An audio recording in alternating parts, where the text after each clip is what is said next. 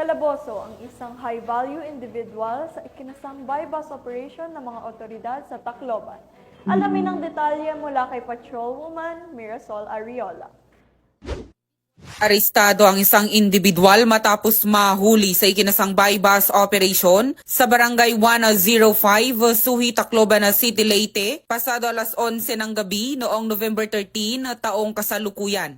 Kinilala ni Police Brigadier General Eliazar P. Mata, Director ng PNP-DEG, ang nadakip na suspect na si alias Iyot, 45 anyos, isang high-value individual.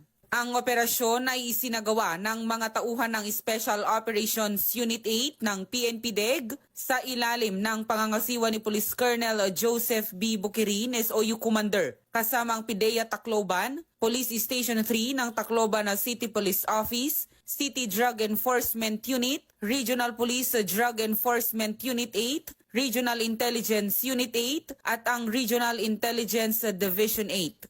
Nakuha mula sa sospek ang humigit kumulang 25 gramo ng hinihinalang shabu na tinatayang nagkakahalaga ng higit sa 100,000 piso, by bust money, cellphone at isang sling bag. Ang naresong sospek ay nabasahan ng kanyang mga karapatan sa wikang kanyang naiintindihan at ito ay kasalukuyang nasa kustodiya ng Police Station 3, Tacloban City Police Office habang hinahanda ang mga dokumento para sa paglilitis.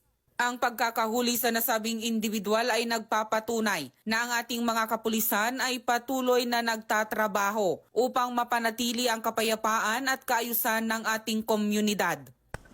Sa mga nais magsumbong, maaari kayo mag-text sa numerong nasa inyong screen. Dahil dito sa bagong Pilipinas, ang gusto ng PNP-DEG, illegal na droga bigyan ng wakas.